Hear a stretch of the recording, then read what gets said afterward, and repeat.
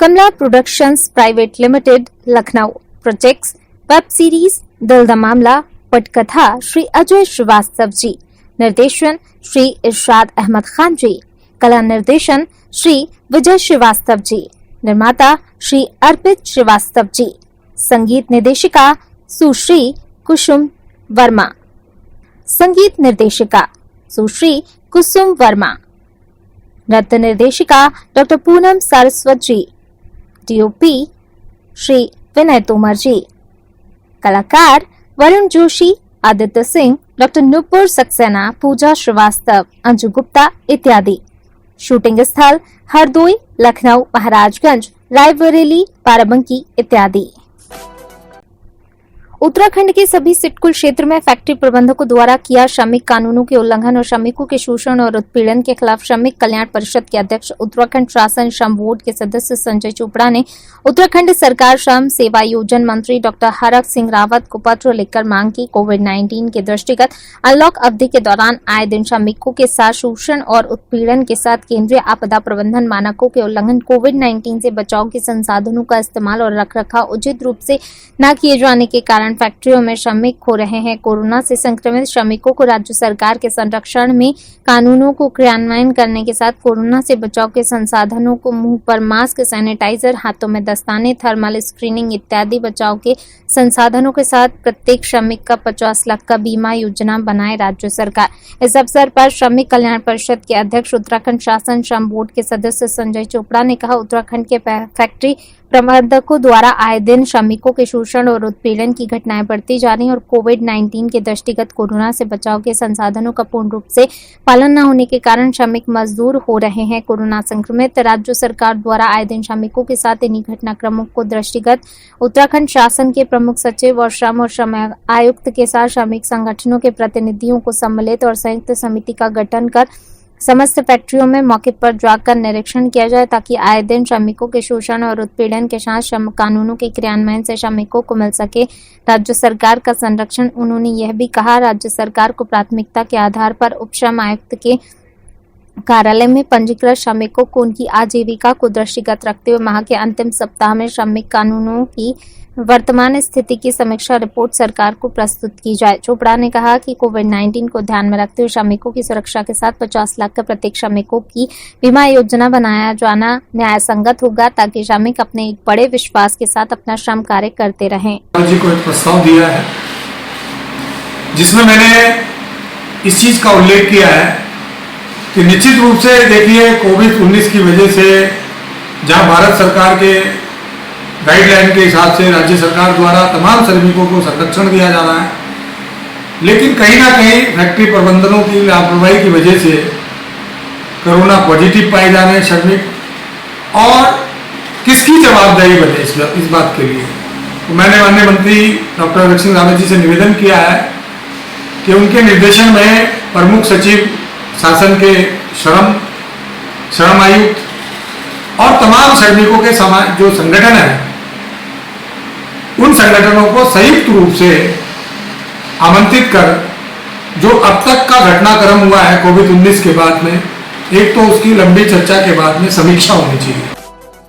आज दिनांक 12 जुलाई 2020 दिन बुधवार को पुलिस अधीक्षक कार्यालय परिसर जिला सतना में समय सुबह 11 बजे से दोपहर 3 बजे तक पुलिस अधीक्षक सतना, अतिरिक्त पुलिस अधीक्षक सतना, सहायक पुलिस अधीक्षक, प्रोबेशनर, उप पुलिस अधीक्षक एवं नगर पुलिस अधीक्षक की उपस्थिति में सतना जिले में सोसाइटी फ्रॉड चिटफंड कंपनियों द्वारा सतना जिले के आमजनों को मासिक वार्षिक की किस्त बताकर राशि जमा कराकर अधिक से अधिक पैसे कमाने का लालच देकर राशि एकत्रित करके और बाद में कंपनी बंद करके लोगों की जमा पूंजी लेकर भाग जाना जैसी शिकायतों के लिए शिविर का आयोजन किया गया। इस शिविर में चिटफंड सोसाइटी फ्रॉड से संबंधित कुल 173 आवेदन प्राप्त हुए। ये आवेदन ज्यादातर शहरी थानों कोलगवा, कोतवाली से संबंधित है। शिकायतें 10 से 15 अलग अलग कंपनियों के बारे में मिली। इसका पूरा आकलन किया जा रहा है जिन्हें संबंधित थाना प्रभारियों को निर्देश देकर अपराध पंजीबद्ध करके आगे की कार्रवाई की जाएगी। मुख्यमंत्री श्री त्रिवेंद्र सिंह रावत ने बुधवार को मुख्यमंत्री आवास में नगर विकास मंत्री श्री मदन कौशिक एवं अखाड़ा परिषद के अध्यक्ष महंत नरेंद्र गिरी एवं अन्य अखाड़ों के प्रतिनिधियों के साथ आगामी कुंभ मेले के आयोजन के संबंध में विचार विमर्श किया। मुख्यमंत्री ने कहा कि अखाड़ा परिषद के सदस्यों के विचार एवं सुझावों पर त्वरित कार्रवाई की जाएगी। उन्होंने अखाड़ा परिषद के सदस्यों से अपनी समस्याओं से नगर विकास मंत्री को अवगत कराने को कहा है। मुख्यमंत्री त्रिवेंद्र ने कहा कि 2021 में हरिद्वार में आयोजित होने वाला कुंभ निर्धारित समय पर आयोजित होगा। इसका स्वरूप कैसा रहेगा उसे समय की परिस्थितियों पर भी निर्भर रहेगा। मुख्यमंत्री ने कहा कि अखाड़ों द्वारा श्रद्धालुओं के लिए अपने स्तर पर की जाने वाली व्यवस्थाओं के लिए जिनके पास भूमि उपलब्ध होगी उन्हें ग्रांट के रूप में धनराशि उपलब्ध कराई जाएगी। कार्यों की गुणवत्ता आदि की जांच हेतु विभागीय अधिकारियों को जिम्मेदारी सौंपी जाएगी। मुख्यमंत्री ने कहा कुंभ से पूर्व हरिद्वार में संचालित सभी स्थायी निर्माण कार्य पूर्ण रूप से कर दिए जाएंगे। उन्होंने कहा कि हरिद्वार को जोड़ने वाले पुलों एवं सड़कों के निर्माण में भी तेजी से कार्य किया जा रहा है। मुख्यमंत्री ने अखाड़ा परिषद के सदस्यों को आश्वस्त किया कि उनकी समस्याओं का त्वरित समाधान किया जाएगा। अखाड़ों को जोड़ने वाली सड़कों के पुनर्निर्माण के साथ ही अतिक्रमण को हटाने तथा साफ सफाई पर विशेष ध्यान दिया जाएगा। छेड़छाड़ का विरोध करने पर बदमाशों ने गोली मार दी, पत्रकार विक्रम जोशी की मौत। बहुत दुखद है कि गाजियाबाद उत्तर प्रदेश के विजयनगर इलाके में गोली लगने से घायल पत्रकार विक्रम जोशी की मौत हो गई। विक्रम जनसागर टुडे नाम के एक अखबार में पत्रकार थे। यशोदा अस्पताल में पत्रकार विक्रम जोशी का इलाज चल रहा था। विक्रम जोशी को विजयनगर इलाके में बदमाशों ने घेरकर गोली मारी थी। विक्रम जोशी पर हमला भांजी से छेड़छाड़ की शिकायत करने पर बदमाशों ने किया था। विगत दिवस बदमाशों ने उन्हें घेरकर सिर में गोली मार दी थी। शर्मनाक है कि मौत से 2 घंटे पहले ही विक्रम जी ने विजयनगर थाने के एक दरोगा को फोन कर किसी अनहोनी की आशंका और सुरक्षा के लिए अनुरोध किया था। विक्रम जोशी के भांजे ने कहा कि उनका घर माता कॉलोनी में है। उनकी बहन पर कुछ लोग कमेंट करते थे। मामा ने विरोध किया। मामा उनकी बहन के बर्थडे को सेलिब्रेट करने आ रहे थे। रास्ते में छोटू पुत्र कमलाउद्दीन, आकाश विहारी और रवि पुत्र माता दीन अपने कुछ साथियों के साथ आए और मारपीट शुरू कर दी। इसके बाद आरोपियों में से छोटू ने तमंचा निकालकर विक्रम के सिर में गोली मार दी, जिससे उसकी मौत हो गई। उत्तर प्रदेश के अलीगढ़ स्थित दीनदयाल अस्पताल में हैरान कर देने वाली घटना सामने आई है। बुधवार को डॉक्टर तुफैल अहमद ने 28 वर्षीय युवती से छेड़छाड़ करते हुए दुष्कर्म करने का प्रयास किया। डॉक्टर तुफैल अहमद ने ऐसा तब किया जब युवती कोरोना संक्रमित पाए जाने के बाद अस्पताल के आइसोलेशन वार्ड में अपना इलाज करवा रही थी। अस्पताल प्रशासन की शिकायत के बाद पुलिस ने आरोपी डॉक्टर को गिरफ्तार कर लिया है।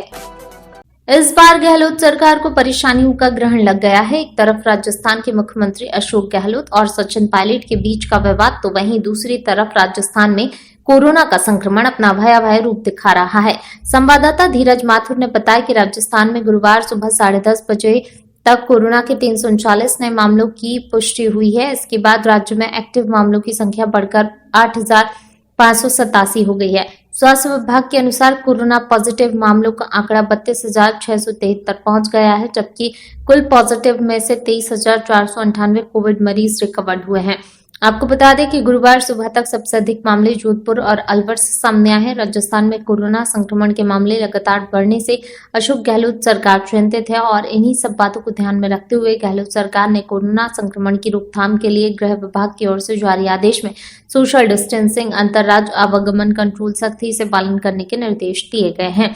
वहीं इन नियमों का पालन नहीं करने पर कोरोना महामारी एक्ट के तहत जुर्माना लगाया जाएगा। लखनऊ केजीएमयू में कोरोना मरीजों की भरमार, सैकड़ों मरीजों के पहुंचने से डॉक्टर भयभीत। भर्ती होने के लिए मरीज केजीएमयू पहुंचे। कोरोना मरीजों से ओपीडी हॉल खचाखच भरा। केजीएमयू का चिकित्सा स्टाफ बेहद घबराया। डॉक्टरों और स्टाफ पर संक्रमण का खतरा। पंकज श्रीवास्तव, अधिवक्ता, प्रयागराज ब्यूरो प्रमुख। बाहर तक लगी है पॉजिटिव मरीजों की भीड़। सीतापुर के डीपीआर को मनोज कुमार निकले कोरोना पॉजिटिव, जिसके बाद विकास भवन को बंद कर दिया गया और विभाग के सभी कर्मचारियों की जांच कराई गई और 3 दिन बाद आज विकास भवन खोला गया। जिलाधिकारी महोदय अखिलेश तिवारी जी ने बताया कि विकास भवन के बाहर वाली गेट पर कोविड हेल्पलाइन सेंटर बनाया गया है, जिससे बाहर आने वाले लोगों को वहां पर दिए गए हेल्पलाइन नंबर से जानकारी प्राप्त कर लें और अगर कोई दस्तावेज या कोई और कागज देने हैं तो वहीं पर जमा कर दें। विकास भवन परिसर में जिला पंचायत राज अधिकारी के पॉजिटिव पाए जाने के उपरांत पूरा विकास भवन को लॉक करके सैनिटाइज किया गया। आज 3 दिन व्यतीत होने को हैं। ऐसे में वहाँ पे आज से काम काज शुरू किया जा रहा है। वहाँ पे जो बाहर से लोग मिलने जुलने के लिए आते हैं वो उससे परहेज करें। जिनका कोई बहुत ज़रूरी कार्य है तो वहाँ पे गेट के बाहर ही एक कोविड का हेल्प डेस्क बनाया गया है, वहाँ पर लोग अपनी समस्या बतावें। अगर अंदर जाने की आवश्यकता नहीं है, किसी से मिलने की आवश्यकता नहीं है, तो वहीं पर अपनी बात कह करके वो जा सकते हैं। वीडियो कॉल के माध्यम से वो अपने संबंधित अधिकारी से बात कर सकते हैं। साथ ही साथ अगर उनका अंदर जाना आवश्यक न हो और यदि कोई पेपर वगैरह है तो वहीं पर वो जमा करके और जा सकते हैं। उनको मोबाइल के माध्यम से जो भी कार्रवाई हुई है वो सूचित कर दिया जाएगा। तो किसी भी कार्यालय में अगर किसी को जाना हो तो अगर बहुत अपरिहार्य परिस्थितियां हैं तभी जाए, अन्यथा स्थिति में मोबाइल पे व्हाट्सएप के माध्यम से, मैसेज के माध्यम से वो अपनी समस्या को संबंधित विभाग में संबंधित पटल सहायक को या संबंधित विभाग के अधिकारी को बता सकते हैं। और अगर उसके बाद भी अगर उनकी समस्या का समाधान नहीं होता है तो मुख्य विकास अधिकारी या जिलाधिकारी के जो सरकारी नंबर हैं उस पर व्हाट्सएप कर सकते हैं, अपनी समस्या बता सकते हैं और उसका समाधान कराया जाएगा।